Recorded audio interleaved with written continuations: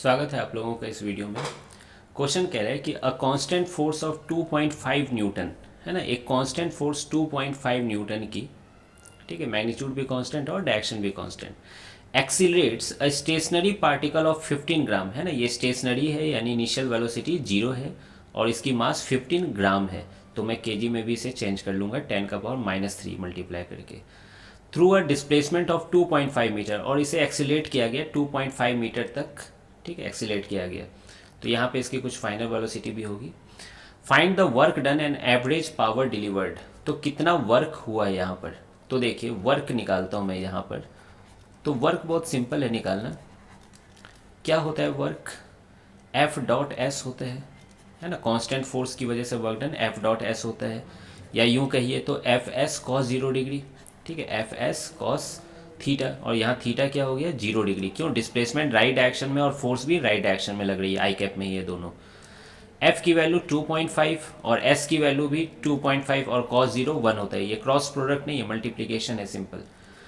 तो ये दोनों मल्टीप्लाई कीजिए 625 हो जाएगा और 2 डेसिमल 6.25। तो ये आपका आंसर है, ठीक है, वर्क डन निकल गया। नेक्स्ट पार्ट है एवरेज पावर डिलीवर्ड, ठीक है। तो आपको पावर का भी फॉर्मूला पता होगा। पावर क्या होता है, work done per unit time होता है ना। तो work done per unit time, है ना, अगर कांस्टेंट वर्क है तो work done direct work done by time कर लेंगे, टाइम इंटरवल कर लेंगे, है ना।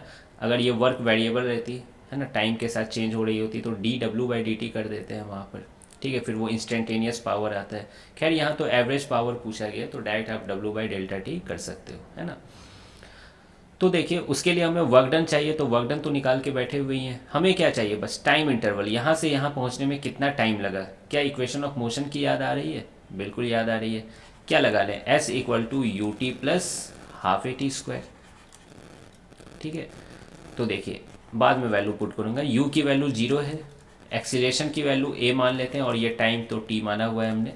तो t की वैल्यू कितनी हो जाएगी, देखिए 2s/a का स्क्वायर रूट, ठीक है। अब देखिए 2 की वैल्यू तो 2 है, s की वैल्यू तो 2.5 है। अब मुझे चाहिए एक्सीलरेशन की वैल्यू। तो क्या आप बता सकते हैं एक्सीलरेशन की वैल्यू क्या होगी। कांस्टेंट फोर्स लग रहा है तो फोर्स बाय मास ही तो होती है एक्सीलरेशन, है ना। फोर्स कितना है 2.5 है और मास कितना है 15 ग्राम है। ग्राम में जब केजी से करोगे तो यहाँ 1000 से डिवाइड करोगे, वो 1000 कहाँ चला जाएगा, ऊपर चला जाएगा। अब वो एक्सीलरेशन यहाँ पे रख लीजिए आप।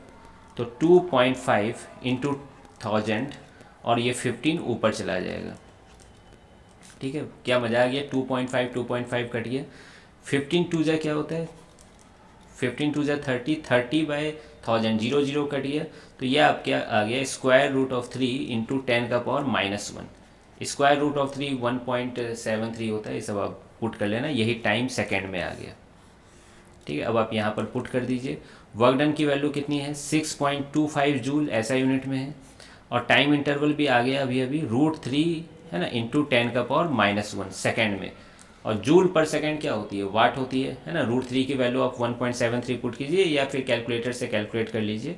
ये लगभग आ रहा है ये 36.08 वाट आ रहा है, और इनफैक्ट आंसर भी फिर यही दिया हुआ है, एवरेज पावर का 36.1 अप्रॉक्स में, ठीक है। 3 सिग्निफिकेंट फिगर में यही हो जाएगा 36.1 वाट, ठीक है। तो यहाँ एवरेज पावर का पहली बार फॉर्मूला इंट्रोड्यूस हुआ है एससीबी में, यहाँ पर इस पहला क्वेश्चन है ये। तो आई होप कि आपको एवरेज पावर का मतलब समझ में आ रहा होगा, ΔW/ΔT, है ना।